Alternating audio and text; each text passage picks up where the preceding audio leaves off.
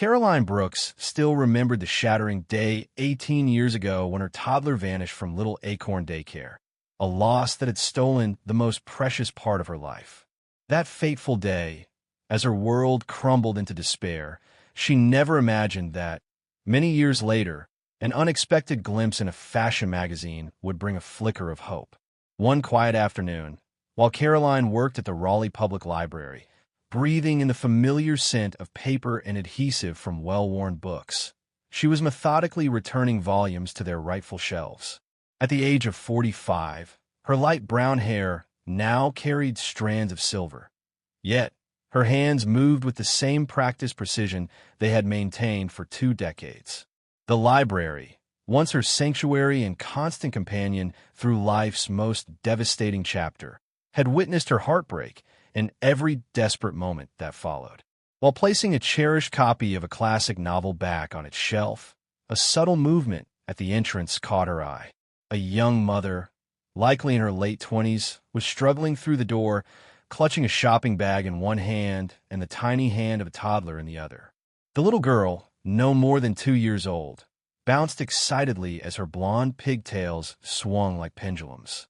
"Excuse me," the mother called as she approached Caroline's desk. "Could you point me toward the children's section?" Caroline offered a warm smile as she replied, "Of course. It's right through that archway and to your left. We even got some new picture books in just yesterday." While the mother gratefully tugged her daughter's hand toward the designated area, the toddler's curiosity got the better of her as her tiny fingers reached for a display of colorful bookmarks, sending several fluttering to the floor. "Sophie, no touching," the mother scolded gently as she knelt to collect the scattered items. "It's quite all right," Caroline laughed, waving away the embarrassed apology with a relaxed ease.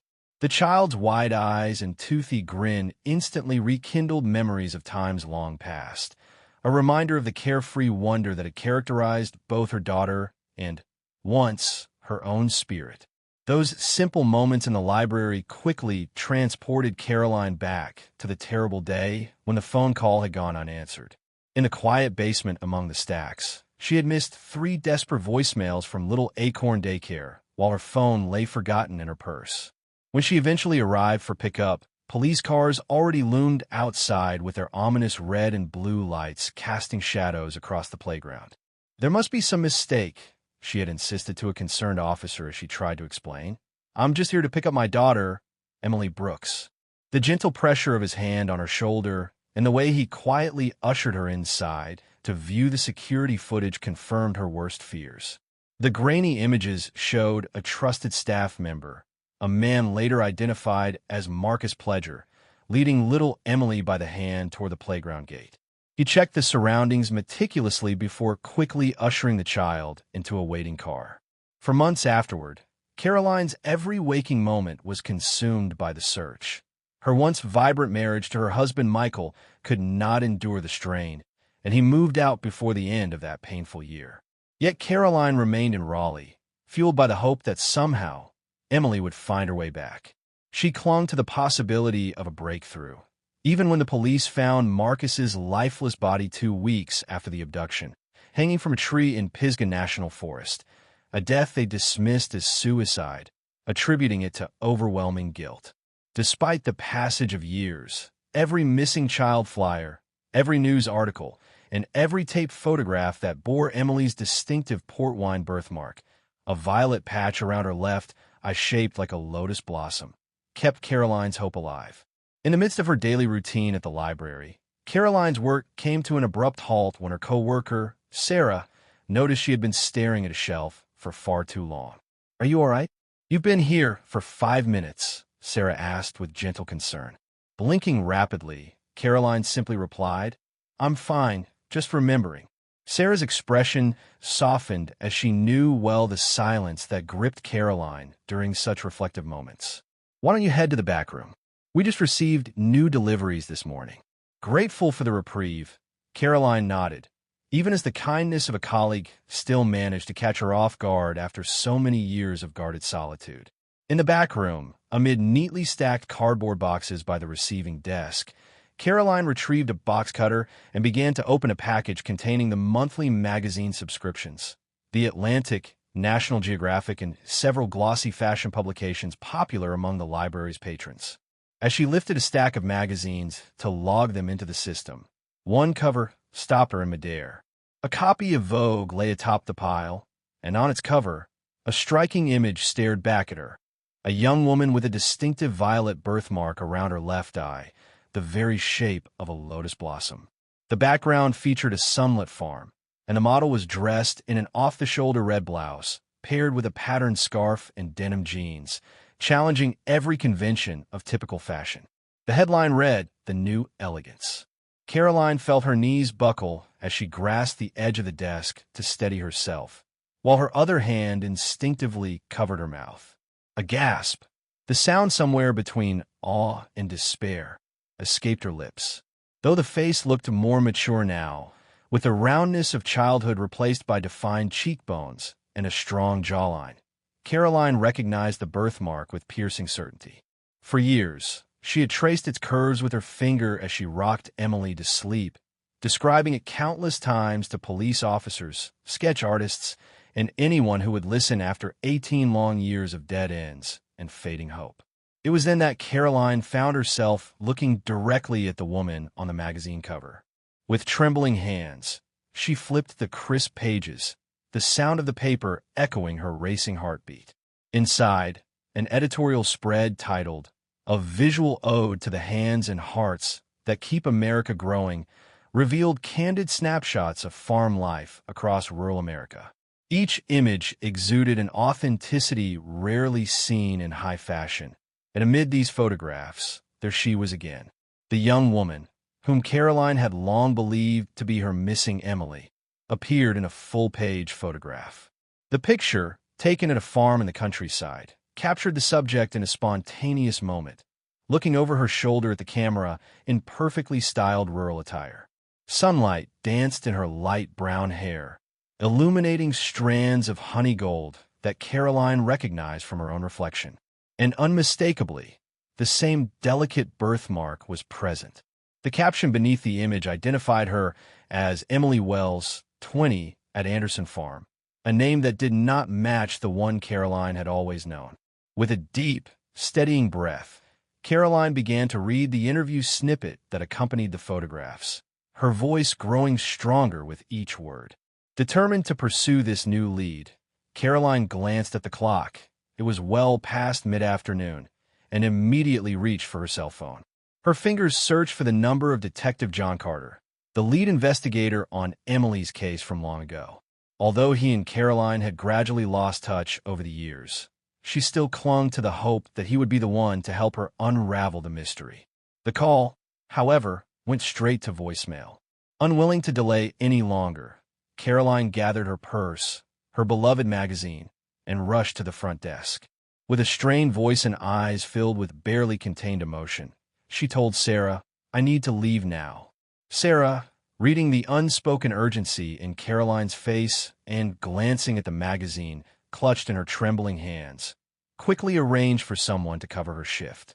"I think you found her, Caroline," Sarah whispered in astonishment, recalling how every staff member at the library had once helped distribute flyers in those first desperate years. Without a moment more to spare, Caroline stepped out into the parking lot and slid behind the wheel of her aging Honda Civic. For a few silent minutes, she sat there, hands tightly gripping the steering wheel as 18 years of false leads and deep disappointment fought against her carefully preserved hope. Yet the peculiar birthmark, so unique and unmistakably matching Emily's, could not be dismissed as mere coincidence. After arriving at the police station, Caroline met with an officer at the front desk and inquired about Detective Carter. "Yes, he's here. Please wait," they said, guiding her into an office where a weathered, yet kind-eyed Detective Carter was waiting. His graying hair and deep lines spoke of years in service, and his eyes shone with the resolve of a man who had never truly let go of the case. "Caroline, it's been a while," he greeted warmly as she placed the magazine on his desk. Without hesitation, she declared, "I think I found Emily." They compared the photo with old childhood pictures, and the evidence was unmistakable. The lotus-shaped birthmark was identical. Detective Carter immediately contacted the fashion magazine agency and arranged to speak with their photographer, Laura Dalton, whose candid work had taken her to remote farms in rural America. On speakerphone, Laura explained with enthusiasm how her team had visited traditional American locales for that month's edition. Ms. Dalton has a remarkable eye for genuine moments, Laura said. In fact, we're calling about one specific photograph featuring the young woman on the cover, Emily Wells. The photographer described the location. Anderson Farm, owned by John and Mary Anderson, had been the setting where the images were taken. Although the agency could not pinpoint an exact address, they mentioned that Anderson Farm was approximately 10 miles north of another nearby farm, a clue enough to reopen the investigation. With determination etched on her face, Caroline insisted on accompanying the police team, even as Detective Carter explained that he had a court appearance later that day and would join her the next morning. "I've waited 18 years. I'm not waiting another minute," she declared firmly. 2 officers, Brandon and Martinez, were assigned to accompany her as she insisted on following in her own car, carrying some of Emily's cherished childhood belongings stored in the trunk. As Caroline drove away from the station, her heart pounded with both hope and fear. The convoy of vehicles, her humble Honda Civic trailing the marked police cruiser, wound its way out of Raleigh and into the expansive countryside. The paved highways gave way to winding roads through dense forests and rolling hills. Every mile filled her with a storm of anticipation and terror. Would the young woman on the magazine cover truly be her long-lost daughter, now grown up and living another life entirely? The afternoon sun hung high in the clear autumn sky when the GPS finally announced their destination. The police car slowed as it turned onto a gravel driveway marked by a weathered wooden sign reading Anderson Farm. The sprawling farmhouse, surrounded by well-kept barns, outbuildings, and fields of crops, exuded the prosperous aura of a successful agricultural operation. Upon parking behind the police cruiser, a middle-aged couple emerged from the farmhouse. The man, tall and broad-shouldered with a weathered face that testified to decades of hard work outdoors, introduced himself as John Anderson. His wife, Mary Anderson, a petite woman with graying hair pulled back in a practical bun, watched the approaching officers with a mixture of weary caution and sympathy. As Officer Bennett addressed them, "Mr. and Mrs. Anderson, is it?" John confirmed, "Yes, I'm John Anderson, and this is Mary. What brings you all out here?" Officer Bennett gestured toward Caroline, explaining that she believed a young woman photographed on their property might be her daughter, who had been missing for 18 years. The Andersons exchanged a quick, unreadable glance. Mary softly remarked, "You must mean the magazine people." The officer clarified that, according to the magazine, the young woman had been seen working on their property during a recent photo shoot. John Anderson shook his head, explaining that Emily doesn't work for us permanently. She was just helping out that day.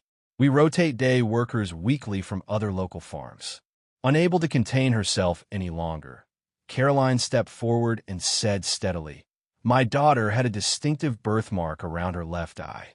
I have a childhood photograph that matches exactly."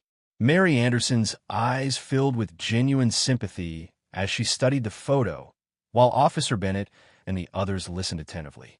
John, however, hesitated when asked about a man named Logan Pledger, a name that had come up as the person coordinating day workers from a nearby farm, and scribbled a phone number on a small piece of paper.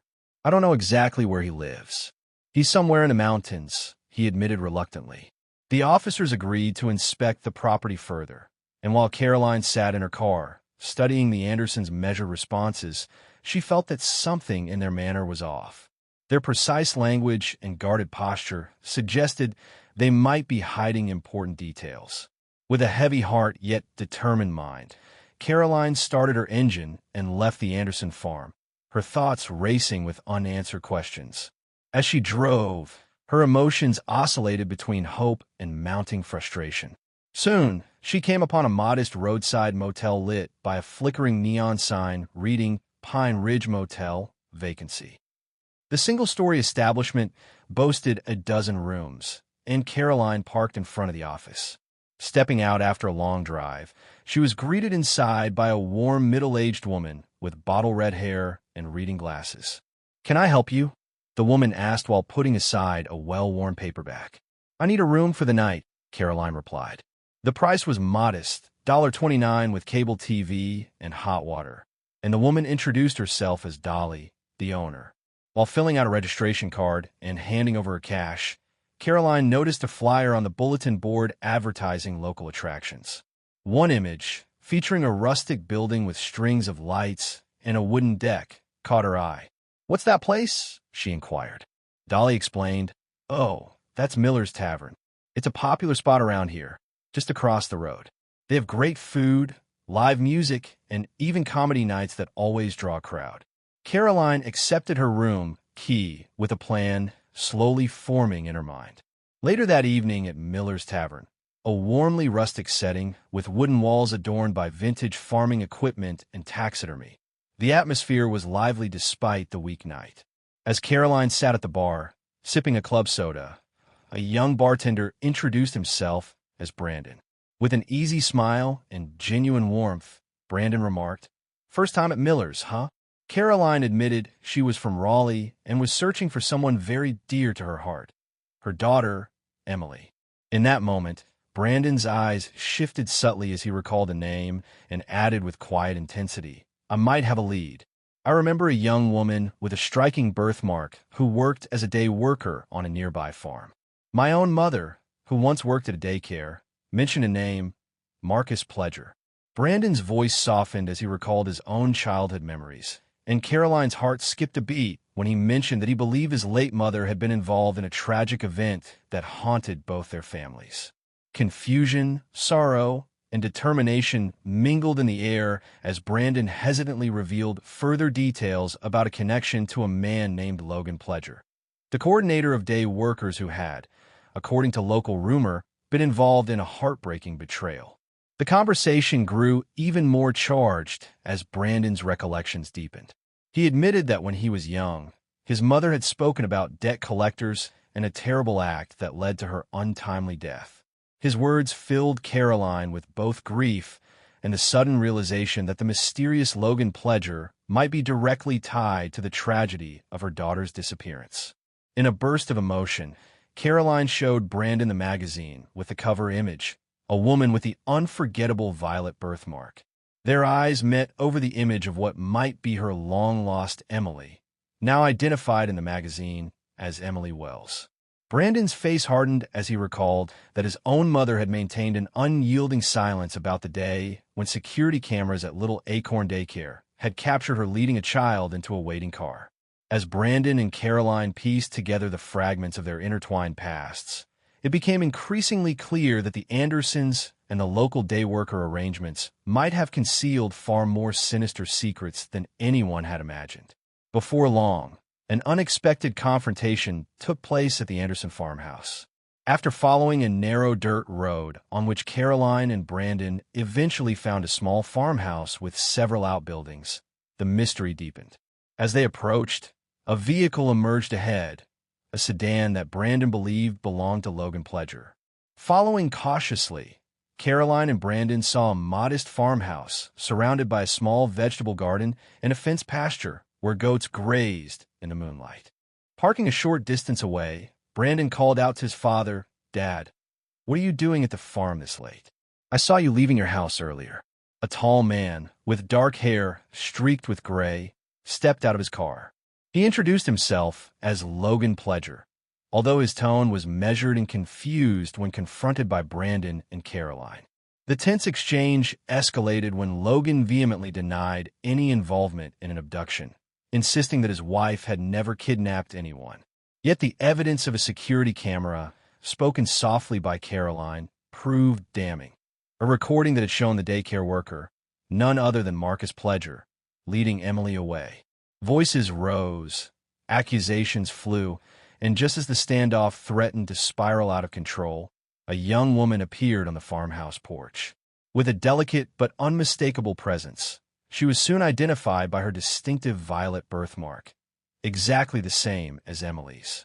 The young woman, who introduced herself as Emily Wells, though now claiming to have been raised by John and Mary Anderson, hesitated as Caroline approached with the evidence of a childhood photograph displayed on her phone. In that moment, emotions erupted. Shock, disbelief, and an overwhelming pain of separation filled the air. The heated confrontation reached its peak as Emily's identity was questioned. Caroline insisted that this was her daughter, her Emily Brooks, whose disappearance had haunted her for 18 agonizing years. As arguments ensued, revelations emerged about the dark past. Logan Pledger's denial was shattered by the grim testimony of Brandon and the leaked details regarding Marcus Pledger's tragic actions at Little Acorn Daycare. A day that ended with the mysterious death of Marcus, ruled as suicide, but now under renewed investigation. Accusations of kidnapping, document falsification, and obstruction of justice were hurled at the Andersons when it was revealed that they had purchased an infant from intermediaries under dubious circumstances. The local police, alerted by the sound of sirens that cut through the night, swiftly intervened. Officers arrived, and amid the chaotic scene, witnessing uniforms, flashing police lights, and the apprehension of the Andersons, the truth began to emerge. Caroline reported every detail to the responding officer, who radioed for backup and initiated the process of securing the property as a potential crime scene. Soon, she was taken to an interview room at the police station, where Detective Carter would later join her. The sparse room, with its simple table and chairs and a conspicuous mounted camera, became the setting where Caroline recounted the long, painful journey from the magazine lead to visiting Anderson Farm, meeting Brandon at Miller's Tavern, and confronting Logan Pledger at his own property. After nearly an hour of detailed questioning, the officers returned with promising news. Preliminary evidence and witness testimonies lent substantial weight to Caroline's claim. Emily Wells was indeed her biological daughter, Emily Brooks. The Andersons were now facing formal charges, and even Logan Pledger, cooperating as he was, admitted that parts of his past were irreparably entangled with the criminal networks that had orchestrated the disappearance. Detective Carter explained that, although Logan's cooperation might reduce his sentence, he would still face serious charges for his role in a human trafficking operation that had ravaged lives in the Southeast.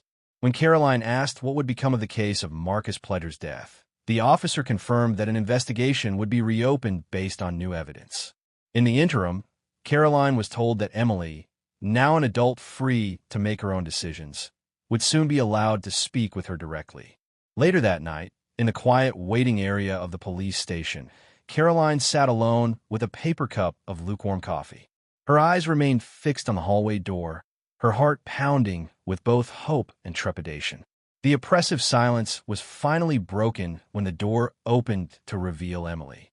Despite the obvious exhaustion etched on her face, Emily's posture was dignified. Slowly, she walked over and sat beside Caroline, and for a long moment, neither spoke. The silence was filled with the echoes of 18 years of absence and the unshared experiences that had separated them. Finally, Emily broke the silence with a steady voice. "I never thought I'd find myself here in a police station at midnight, discovering that my entire life has been a lie." Caroline, her voice trembling yet resolute, responded, "I never thought I'd find you either. After all these years, I had started to believe you were gone forever."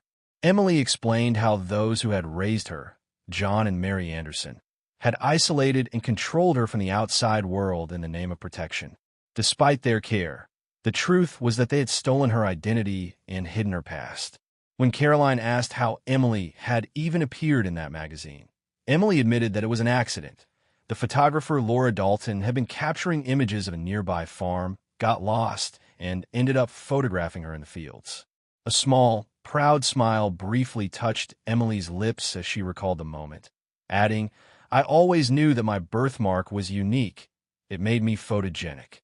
Caroline, smiling through tears, said, "It was that very birthmark that assured me it was you. I would have recognized it anywhere." In the moments that followed, as Detective Carter informed them that the Andersons were being formally charged and that Logan Pledger was under investigation for his role in a disturbing trafficking network, Brandon rejoined the group. With a heavy heart yet sincere remorse in his eyes, Brandon apologized for the involvement of his family in the tragic events of so many years ago. "I'm so sorry for what my family did to yours," he said softly. Emily, gathering her strength, declared, "No more running, no more lies." In that instant, as the harsh truth finally began to mend the long-held wounds, the weight of the past lifted slightly. Caroline and Emily embraced warmly. A reunion that represented not only the recovery of a stolen life, but also the promise of healing, understanding, and a new bond that even 18 years of separation could not break. After a long day filled with revelations, police statements, and the gradual unveiling of painful secrets, the night finally gave way to a hopeful dawn. In a final, touching moment of reconciliation, Caroline invited Emily to consider reconnecting with her estranged father, Michael Brooks, now residing in Colorado, a man who, despite their years apart, had always longed to see his daughter again. The reunion was bittersweet, full of the promise of rebuilding a life together that was interrupted but never completely lost. Thank you so much for reading this heartfelt journey of loss, discovery, and the inexorable bond between a mother and her daughter. If you enjoyed this story and would like to see more stories of hope and redemption, please consider subscribing to our channel and leaving a comment below. Your support means the world to us.